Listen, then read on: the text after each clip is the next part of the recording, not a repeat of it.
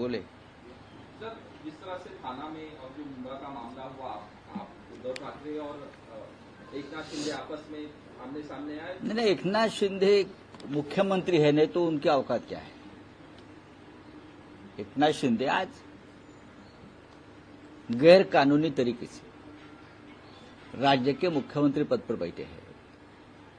उनको बिठाया गया है क्योंकि भारतीय जनता पार्टी का जो एक पुराना सपना है, शिवसेना को तोड़ो, खत्म करो, ये भारतीय जनता पार्टी का बहुत पुराना सपना है, लेकिन वो उसमें सफल नहीं हो पा रहा है।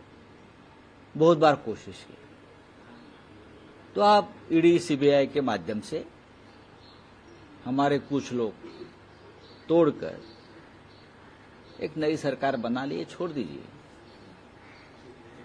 और अब हमारे ही लोगों को आमने सामने खड़ा करके महाराष्ट्र में मराठी लोगों में फूट डालने का काम बीजेपी कर रहे, जो हर स्टेट में कर रहे, लेकिन उससे कुछ नहीं होगा। एकनाथ शिंदे की कोई ताकत नहीं है।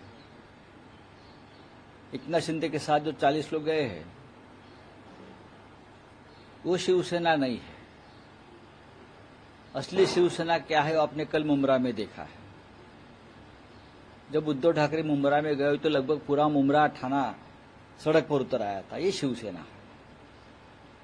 अगर आप मुख्यमंत्री नहीं होते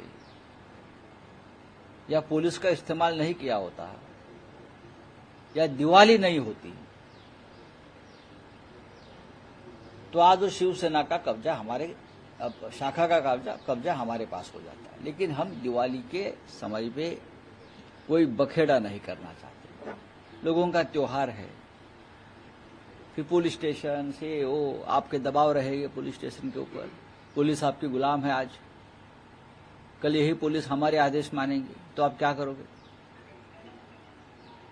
मुंब्रा की शिवसेना शाखा के बारे में एक लीगल बैटल भी चलेगा। पूरे कागजात शिवसेना के पास है। एकनाथ शिंदे वाली शिवसेना ये कोई शिवसेना नहीं है, ये गैंग है, ये चोरों की टोली है। और ये सर्वोच्च न्यायालय ने भी यही कहा है और जो कानूनन लड़ाई चल रही है उसमें भी यही तय होगा। तो बीजेपी की नजर है थाना में इस तरह से आपस में बीजेपी ऐसे कि बीजेपी की नजर हमेशा ये होती है कि दो लोग झगड़ा करें और हम जाकर वहां हमारा काम कर ले। यही तो बीजेपी की नीति है ना। ऐसा समझना चाहिए लोगों को। Divide and rule east India company बनने के बाद ये बीजेपी का ही काम है ना। वही विचार है बीजेपी का। बीजेपी का कहाँ राष्ट्रवाद का विचार है। बीजेपी का विचार है जात धर्म के आधार पर देश को तोड़ो, राज्य को तोड़ो, पार्टियों को तोड़ो और अपना काम कर लो। बीजेपी के पास और कौन सा विचार है मुझे बताइए। बीजेपी क्या है? बीजेपी के पास विचार कौन सा है? क्या विचार है मुझे बताइए। अगर कोई बताएगा ही बीजेपी का विचार है। बीजेपी का विचार क्या है? शिंदे बीजेपी विचारों के प्रचारक है। महाराष्ट्र में अजीत पवार बीजेपी विचारों के प्रचारक है। आज जो आसाम के मुख्यमंत्री है, कल बीजेपी उनके ऊपर भ्रष्टाचार के आरोप कर रही थी, वो क्या बीजेपी के विचारों के प्रचारक है? आप बताइए मुझे कौन है बीजेपी के। अब बीजेपी का विचार क्या है? बीजेपी का विचार कोई नहीं, सत्ता, पैसा और अपने जो उद्योगपति है उनको धनवान बनाना, गरीबों को ज्यादा गरीब बनाना, लोगों को गुलाम बनाना, ये बीजेपी का विचार है। तो मुख्यमंत्री म्हणतात समजा उद्धव ठाकरे उसका वार होता, वाजले नाही, युटर्न मारून त्यांना निघावं लागलं, तरी आम्ही फटाके वाजवले। बघा त्याच्यावरती आता खूप बोलून झालेलं आहे। मुख्यमंत्री पदावर आपण ज्या दिवशी नसाल बरं का, तेव्हा तुमचा बार कुठे उडेल त्या आधी बघा, वरून उडेल की खालून उडेल। फक्त आपलं मुख्यमंत्री पद जाऊ द्या 31 डिसेंबर नंतर, मग आपण कोणत्या बारमध्ये आहात ते कळेल। शिवसेनेचा बार 50 वर्ष उडतोय बाळासाहेब ठाकरेंपासून। भाजपने तुमचा बार उडवलाय तो बघा आधी। 31 डिसेंबर नंतर बोला आपण। भारतीय जनता पक्षाच्या गुलामांनी, भारतीय जनता पक्षाच्या किंवा दिल्लीतल्या भारतीय जनता पक्षाच्या चरणदासांनी ज्यांनी महाराष्ट्राची बेआबरू केली आहे, मराठी माणसाची बेआबरू केली आहे, त्याने शिवसेनेला ज्ञान देण्याचा प्रयत्न करू नये। मुंब्र्याला आम्ही गेलो, हजारो शिवसैनिक रस्त्यावर उतरले होते.